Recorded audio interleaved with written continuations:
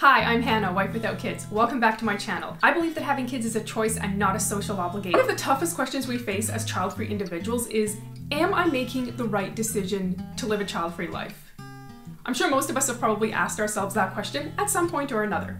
In today's video, I'm going to give you 5 reasons why I don't second guess my choice to live the child-free life. And societal pressures when you make the choice to live child-free. When we're young, especially for us females, we grow up hearing, one day you'll be a mom, or when you're a mom someday. We grow up assuming that we are automatically all going to have children, we are all going to grow up and be parents and have families. And often this isn't presented as a choice, like if you decide to become a mom, or if you make the choice to become a mom. It's just when you become a parent, when you become a mom, when you become a dad. Females are supposed to get pregnant and have kids. Period. End of sentence. That's just the way it is. So when you grow up in a culture or a society that just assumes everyone's going to be a parent and you decide to step outside that box and do something a little bit different, you are definitely going to be questioned. You're going to be the weird kid on the block, or something must be wrong with you. Be questioning yourself because you start thinking, am I wrong? Is there something wrong with not having kids? Why do I don't second guess my choice to live a child-free life is because I've known for a really long time that I don't want to be a mom. I've known since I was in my teens that I never wanted to have kids. And if you've known for quite a long time that you don't want to be a parent, you have a pretty good idea of some of the things that you will be giving up because of that choice. You're never going to be pregnant. You are never going to see what your potential child could have looked like. You're never going to see what your partner is like as a parent. You're never going to know what it's like to throw birthday parties for your kid, or watch them grow up, or to watch them graduate. You won't know what it's like to be a grandparent either.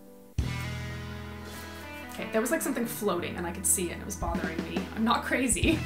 Well, maybe I am a little. You're choosing to let go of all of these experiences in exchange for these experiences over here. And they're going to be very different from each other. You've weighed the pros and you've weighed the cons between being a parent and being child-free, and you've decided to make the choice to be child-free. Now for me, once I finalized that decision, I actually had peace about it. I was totally okay with it. I've spent enough time thinking about what it would like to be a parent and then making the choice to not do that, so I've kind of put all of those things to rest in my mind. It's not something that I question, it's not something that I think, oh, what if I change my mind? Because in my mind, it's a done deal. I've already made my choice and I'm totally okay with that. And yes, there are stories out there of women who regret not having children, but we do have to make a distinction here. There is a difference between a woman who is child-free and a woman who is childless. A woman who is child-free is making the choice to not have any children. A woman who is childless cannot have children for a varying number of reasons. So when we hear stories of women who regret not having children, we have to determine, were they child-free women or were they childless women?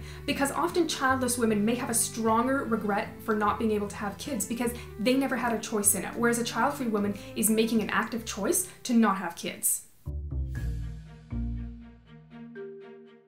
I don't spend a lot of time second guessing my choice to live a child-free life because I am very comfortable with the choice that I've made. I know myself better than pretty much anyone in the world other than maybe my husband. I definitely know myself better than the strangers that tell me you're going to regret if you don't have them. I haven't changed my mind in the last 20 years about having kids, so why would I change my mind 20 years from now? I'm so confused. I know myself well enough, I put enough trust in myself to make a decision for myself. Here's the thing, if you don't know yourself well enough, or if you don't feel confident enough in your own skin to make decisions for yourself, you're just going to do what other people want you to do. You're going to do that to fit in, you're going to do that to please people, and that's not a very fulfilling way to live your life. There are so many ways to live a happy and fulfilled life, and having kids is not the only way to do that. There's this idea that if you decide to not have kids, watch out, because you won't feel fulfilled. You're never going to be truly happy. Something will always be missing. You're always going to have this void inside your heart. Your family name isn't going to get carried on, and that's going to be disastrous. Now, when people take this idea of having kids is going to be the most fulfilling thing that happens to you, I see 2 problems with this idea. The first one is, it assumes that the same thing makes everybody happy. When you hear people tell you these things, it kind of insinuates that there's only one way to be happy, and that's if you have children. So it only takes one thing, being a parent, and that's just gonna make everybody happy. Which is kind of ridiculous because we're all different people, and we think differently, and we act differently, and we behave differently. So there's no way that one act, the act of becoming a parent, can make everybody happy. This also assumes that everybody that has children should be happy, and I'm pretty sure we know a lot of people who have kids that aren't necessarily happy. I also don't think my personality is going to drastically change as I age. One of the things you hear people tell you all the time is, you might not regret it now, but you're going to regret it sometime in the future. Now the question is, when is that future? When I'm 20, is that future when I'm 40? And if I'm 40, is that future when I'm 60? And if I'm 60, is that future when I'm 80? What are we waiting for? What's the magic number when suddenly we wake up one day and we think, yeah, you know what? I'm completely miserable because I didn't have children.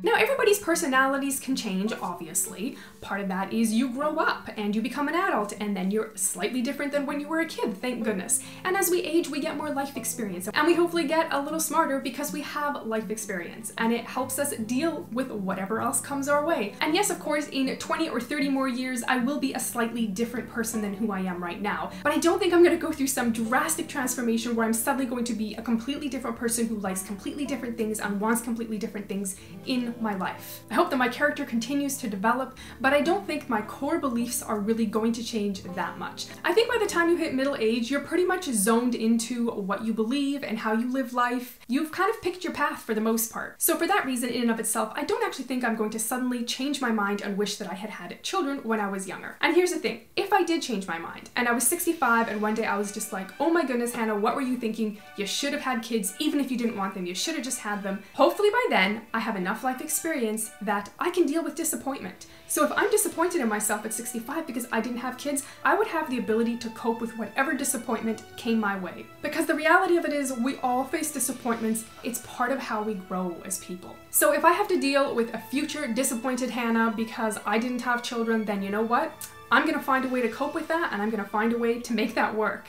Now, I know the choice for me to not have kids was actually pretty straightforward. It wasn't super complicated, but I know it's not like that for everybody. So if you're struggling a little bit to know whether or not this is the right choice for you, go ahead and check out the playlist that appears on the screen. I hope you'll find it helpful. Thank you for watching, and I'll see you guys all next week.